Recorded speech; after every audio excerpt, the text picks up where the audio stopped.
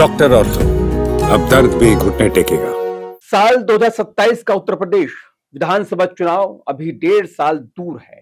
चुनाव आयोग ने कोई तारीख घोषित नहीं की, ना ही राजनीतिक दलों ने अपने उम्मीदवार तय किए हैं। लेकिन अगर कोई ये सोच रहा है कि चुनावी जंग अभी दूर है, तो वो शायद उत्तर प्रदेश की राजनीति को समझता नहीं। यहां चुनाव सिर्फ मैदान के दिन नहीं लड़े जाते, बल्कि वर्षों पहले शुरू हो जाते हैं। इसलिए इन दिनों उत्तर प्रदेश की राजनीति में एक दिलचस्प तस्वीर बन रही है। एक तरफ समाजवादी पार्टी के अध्यक्ष अखिलेश यादव हैं, जो 2024 लोकसभा चुनाव में सफल रहे। अपने पीडीए यानी कि पिछड़ा, दलित, अल्पसंख्यक फॉर्मूले को 2027 तक लेकर जाना चाहते हैं।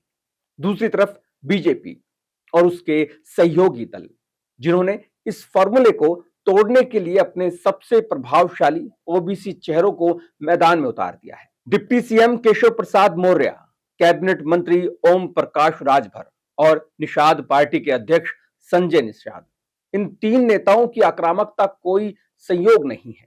ये एक सोची समझी राजनीतिक रणनीति का हिस्सा है, क्योंकि लड़ाई सिर्फ वोटों की नहीं है, बल्कि सामाजिक समीकरणों की है।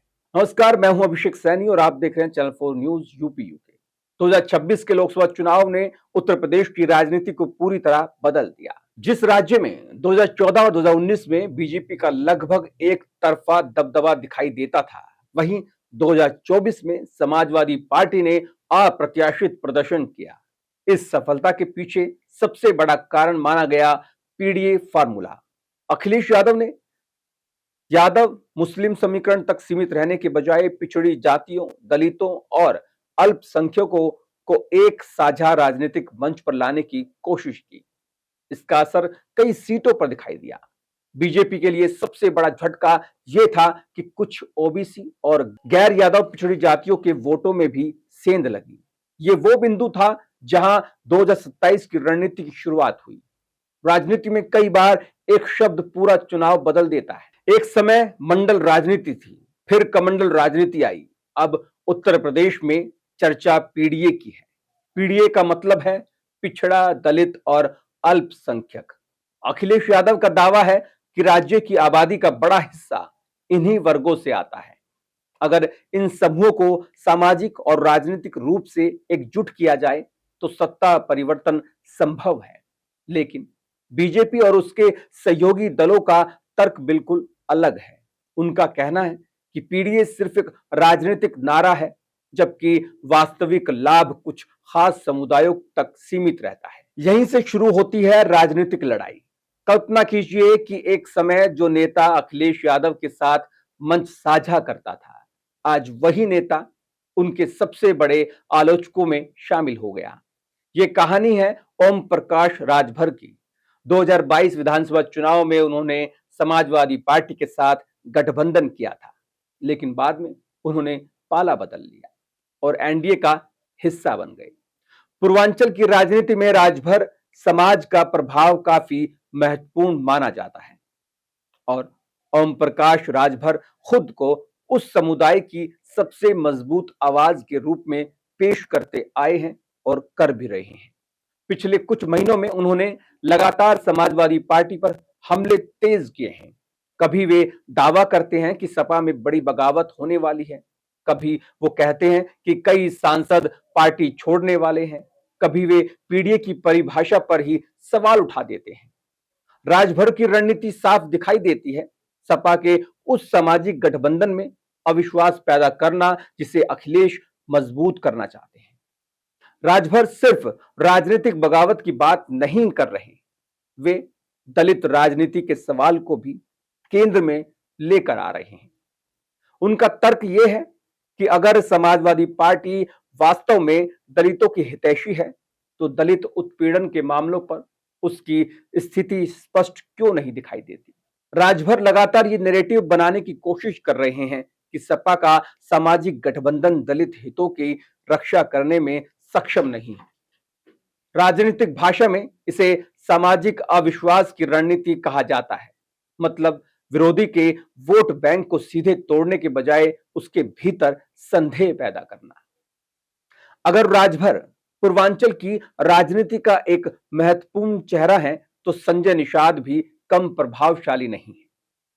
निषाद मछुआरा और अन्य अति पिछड़ी जातियों के बीच उनका प्रभाव माना जाता है। 2024 के बाद से वे लगातार समाजवादी पार्टी पर हमलावर हैं। उनका सबसे बड़ा आरोप यही है कि पीडीए में वास्तव में कुछ चुनिंदा जातियों की बात होती है। वे सवाल उठाते हैं कि निषाद, गोंड, मझवार, खरवार जैसी जातियों की चर्चा क्यों नहीं होती। यह सिर्फ बयान नहीं है, इसके पीछे एक बड़ा राजनीतिक संदेश भी है। बीजेपी और उसके सहयोगी ये समझ चुके हैं कि 2027 की लड़ाई में अति पिछड़ी जातियां निर्णायक भूमिका निभा सकती हैं। इसीलिए संजय निषाद बार बार ये संदेश देने की कोशिश कर रहे हैं कि सपा का पीडीए सभी पिछड़ों का नहीं बल्कि सीमित राजनीतिक समूहों का गठन है। अगर उत्तर प्रदेश में बीजेपी का सबसे बड़ा ओबीसी चेहरा पूछा जाए तो अधिकांश राजनीतिक विश्लेषक एक ही नाम लेते हैं, केशव प्रसाद मौर्य। 2017 में बीजेपी की ऐतिहासिक जीत के पीछे मौर्य, शाक्य, सैनी और कुशवाहा समुदायों के बीच उनकी स्वीकार्यता को बड़ी वजह माना गया था। यही कारण था कि उन्हें डिप्टी सीएम बनाया गया। दिलचस्प बात यह है कि 2022 में चुनाव हारने के बावजूद बीजेपी नेतृत्व ने उन्हें उसी पद पर बनाए रखा। यह बताता है कि पार्टी के लिए उनका राजनीतिक महत्व कितना बड़ा है। लेकिन 2024 में कुछ इलाकों में इन समुदायों के वोटों में बदलाव देखने को मिला। इसलिए अब केशव प्रसाद मौर्य सबसे ज्यादा आक्रामक दिखाई दे रहे हैं। केशव प्रसाद मौर्य ने पीडीए पर सबसे चर्चित हमला किया। उन्होंने कहा कि पीडीए का असली मतलब परिवार डेवलपमेंट एजेंसी है। उनका आरोप है कि समाजवादी पार्टी सामाजिक न्याय की नहीं बल्कि परिवारवाद की राजनीति करती है। मौर्य लगातार ये संदेश देने की कोशिश कर रहे हैं कि सपा का असली लाभार्थी कोई सामाजिक वर्ग नहीं बल्कि एक राजनीतिक परिवार है। ये बीजेपी की पुरानी रणनीति भी रही है, परिवारवाद बनाम संगठनवाद। अब यही तर्क पीडीए के खिलाफ इस्तेमाल किया जा रहा है। राजनीतिक बयानबाजी के पीछे हमेशा कोई ना कोई वास्तविक चिंता होती है। ऐसे में सवाल यह है कि आखिर बीजेपी के इतने बड़े नेता लगातार पीडीए पर हमला क्यों कर रहे हैं? इसका जवाब 2024 के परिणामों में छिपा है। अगर पीडीए पूरी तरह सफल नहीं होता तो बीजेपी को इतना बड़ा राजनीतिक जवाब देने की आवश्यकता नहीं होती। सच्चाई यह है कि बीजेपी समझती है कि अगर पिछड़े, दलित और अल्पसंख्यक वर्गों का बड़ा हिस्सा एक मंच पर आ गया तो मुकाबला बहुत ज्यादा कठिन हो सकता है। इसीलिए पार्टी का पूरा फोकस इस गठबंधन के भीतर मौजूद संभावित कमजोरियों को उजागर करने पर है। दिलचस्प बात यह है कि अखिलेश यादव सिर्फ पीडीए तक सीमित नहीं रहना चाहते। उनकी कोशिश ब्राह्मण वोटरों और व्यापारी वर्ग तक पहुंच बनाने की भी है। हाल ही के महीनों में विजन इंडिया जैसे कार्यक्रमों के जरिए वे व्यापारिक समुदाय से संवाद बढ़ाने की कोशिश कर रहे हैं। ये वही वर्ग है जिसे लंबे समय से बीजेपी का कोर वोटर माना जाता रहा है। अगर अखिलेश यादव यहां थोड़ी भी सेंध लगाने में कामयाब होते हैं तो मुकाबला और रोचक हो सकता है। ऊपरी तौर पर यह बीजेपी बनाम सपा की लड़ाई लगती है, लेकिन गहराई से देखें तो यह सामाजिक प्रतिनिधित्व की लड़ाई है। एक तरफ अखिलेश यादव का दावा है कि पीडीए समाज के वंचित तबकों को राजनीतिक शक्ति देगा। दूसरी तरफ बीजेपी और उसके सहयोगी कहते हैं कि यह सिर्फ एक चुनावी नारा है और वास्तविक प्रतिनिधित्व एनडीए ही देता है। यानी लड़ाई सीटों की नहीं, सामाजिक भरोसे की है। उत्तर प्रदेश की राजनीति को अक्सर शतरंज से तुलना की जाती है। अभी बोर्ड सज चुका है, मोहरे अपनी अपनी जगह ले चुके हैं। अखिलेश यादव पीडीए के जरिए एक बड़ा सामाजिक गठबंधन बनाने में जुटे हैं। उधर केशव प्रसाद मौर्य, ओम प्रकाश राजभर और संजय निषाद उस गठबंधन के हर हिस्से पर सवाल उठा रहे हैं। एक पक्ष उसे सामाजिक न्याय का नया मॉडल बता रहा है, दूसरा पक्ष उसे राजनीतिक छलावा कह रहा है।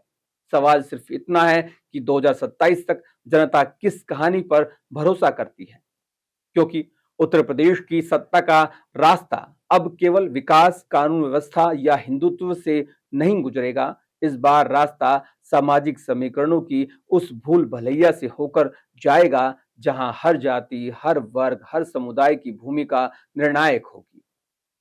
और शायद यही वजह है कि चुनाव की घोषणा से बहुत पहले ही उत्तर प्रदेश में सबसे बड़ी राजनीतिक लड़ाई शुरू हो चुकी है। डॉक्टर ऑर्थो, अब दर्द भी घुटने टेकेगा।